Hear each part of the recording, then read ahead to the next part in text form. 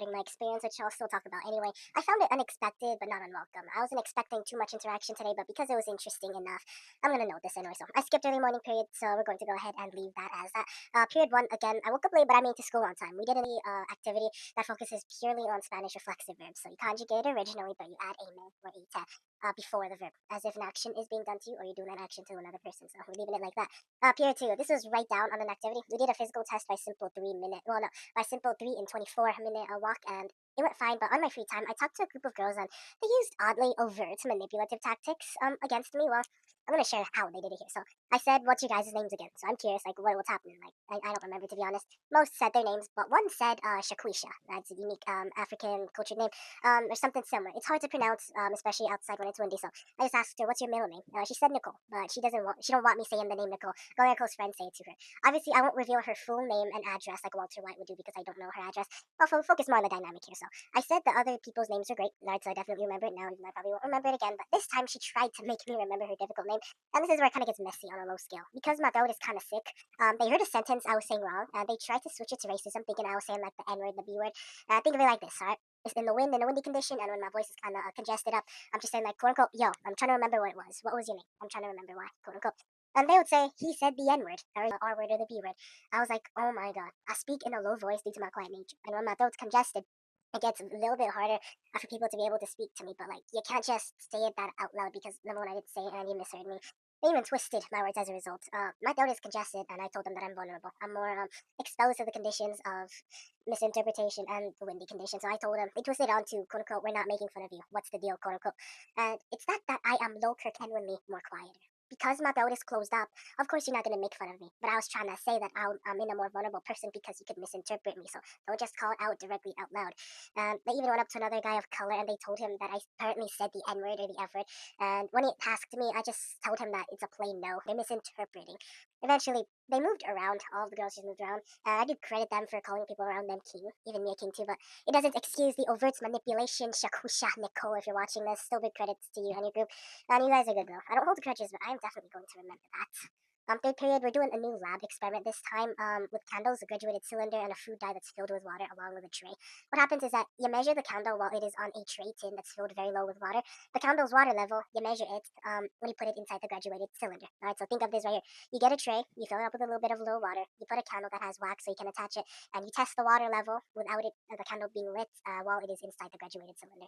Once you light that graduated cylinder with that same amount of water, you test what happens. So it's interesting. I'm going to post a snapshot of it because this is about oxygen levels and basically it's a unit about all of that. So new core memory, a small one, something more to note than to give celebratory applause. So we'll leave it as a fourth period. We'll learn about Indian Revolution and Gandhi's role in it with a video and a movie that we had to also write notes on. Lunch period, this is where it gets really interesting. Well, I keep saying that, but I got that same decision and hesitation. Last week I got abandoned by a former friend group, thus I had to keep on going somewhere else new. This is the part where I both speak in third person and first person, so credits to all of the characters here. A big credit to the two random girls that I talked to at this time. Same fear that I still got with interacting with people kind of pushed me again before I eventually pushed to interact. It's like latency time for hesitation, but eventually I did it. Credit to the girlfriend group that I waved to as I moved toward the lunch cafeteria. I talked to you guys like 3 months ago. No, I don't air random conversations, and I find it psychologically important that I do so. But only if the conversations are something major, or if it's something major that's pointed toward me, or if it highlights something about people. Obviously, I'm not going to reveal every single detail because at that point, so the conversation with them went a little bit awkward, but it mostly went well. But it's expected with any new interaction. So again, big credits to those two girls if you are watching. Now, two things that I learned again about sociality like 3 months ago as it connects to the videos done that I made. Yes, friend groups rotate. A lot of people love to move around talking to people and their own friends and even like random people too. The issue is that for someone like me who is continuity based and sits at the same region all the time, I don't even sit at the same region, but I expect to sit at the same region all the time. That's a problem because if any given friend group leaves a spot that I'm in that I just visit them in, once I go back, they're not there. No one tells me where they went. Another reason what I call that is that I also call it social plate tectonics. People generally love to move around and talk to friends, and that's not wrong, but it doesn't work for me yet because I have lost my base friend group in order to be able to do that at all. Visited, especially some others I have visited before and they left without telling me. The first group that I was with all the way at the beginning of this year ended up disbanding, so I'm unanchored.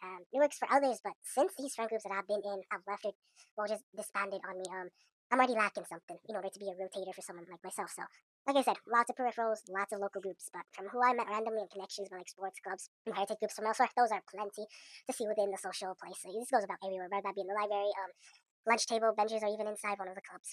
the peripheral friend group that was also talking about and toward me, one of y'all called me as I was like walking with the two girls, and you guys called me quote unquote with the huzz. And I never really understood what huzz means or what it is, especially with the word of chopped. Because when I think of huzz, I really think of like buzz. I think of like buzz as in like riz or something. I think of chopped and like chopped vegetables, like something that you'd see when you go. If you go make food, you chop vegetables. I still find it kind of weird though because why would I call that type of definition of someone to be chopped? But when I cut vegetables, when I cut like broccoli, I would call that chopped. Like it's two different contexts, but it's like it doesn't make sense. And I understand what they mean, but I think it's just too niche. It's too niche for true substitutes for the two words. So I'm just leaving it like that. Like chopped belongs to somewhere where you're cutting out something like knives. You want to cut out vegetables, not something that you should apply socially. That's just what I think, though. A lot of people even then conflate a boy or a girl being with boys or girls as if it's like a girlfriend or boyfriend company. That's just way too common in high school as a generalization. I initiate interaction because I'm looking for a friend group that will not leave me in the dust. That is a Bohemian Rhapsody reference, y'all. And I am not looking for a girlfriend. Not that yet.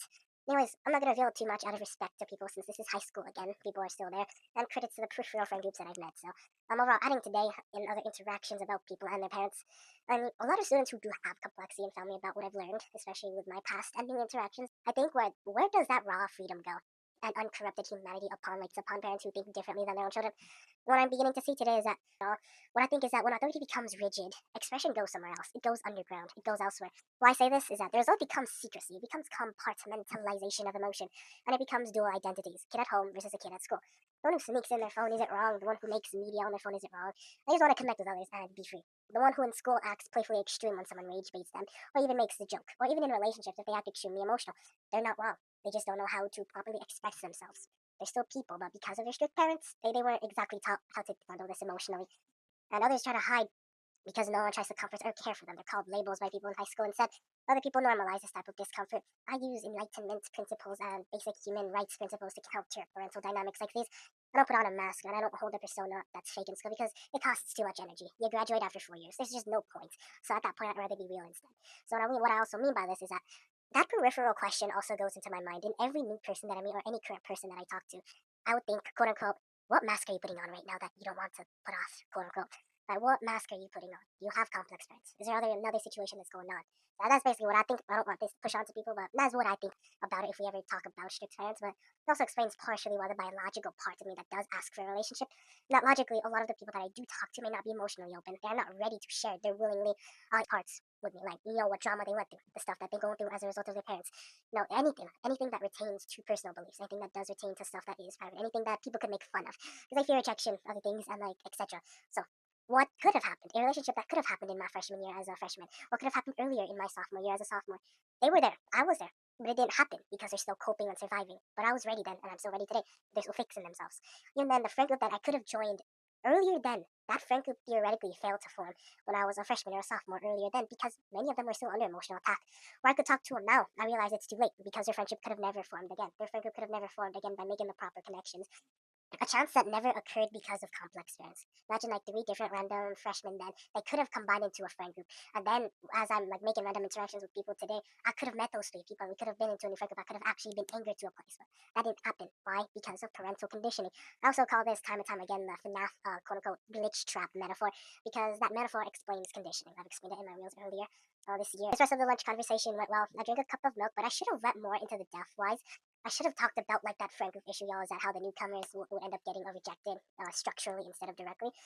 I didn't really have too much words or voice back then, so I'll at least try tomorrow if I do interact with you guys.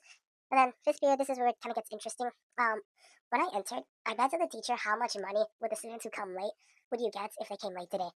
They did actually make it on time, just barely as a bell ring, so no one won anything. But during the lesson about drawing character archetypes, one of the students called my teacher Miss Rivera instead of her teacher name, and people laughed. The student still dared to say a few seconds after, "How was your day?" And the teacher said for him to shut his mouth.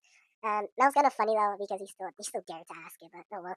The teacher was also talking about birthdays. She talked to four girls who she knew, and one was mentioned of their birthday. One of the boys tried to make a connection about, like, quote unquote, what about your boy, quote unquote, what about your boyfriend, quote unquote, and the teacher silenced them just because it was funny to know because he was interrupting the conversation, but he was trying to say something, but they weren't able to. So, teacher also mentioned a book about, quote unquote, the Goonies, and one of the boys said Gooners, expecting the class to laugh, but the class went silent, and I personally found that moment funny because it was really stupid. I was expecting the inside joke of my class to mention the hamburger coupons, and apparently a long time ago, a student used AI and it showed that, but the teacher didn't mention it this time. Now they're called for it now because of it. If they ever do something wrong. Sixth period, we continued on quadratics. This time we did squaring like I did last gen. Fairly simple. I finished it on time, actually. I wasn't expecting it, but my intent was to originally finish up the notes and then do the work at home, but I did both this time at class, so it's great. The dismissal time now, I tried to head down and join a club since my club search mode is still going on today. The one that I had to join in, they didn't have their meetings for today, so I just went into my Spanish class nearby and asked my Spanish teacher for today's diary entry for Spanish, but they're just doing the assignment instead for the entire period, so since I came a little bit later, I didn't realize it, so I'm not an ambiguity gel anymore. There was no a diary today. I was hoping to find one of my senior friends that I met, although they are unincorporated as a true friend, but this was someone that I would still want to talk to more about. They weren't near the benches near the dismissal place, so I just headed down to my mom's car and went home. And this is the end, y'all. I'm speaking from my ninth period. I usually just sit out for homework and do other stuff like this, so bye bye.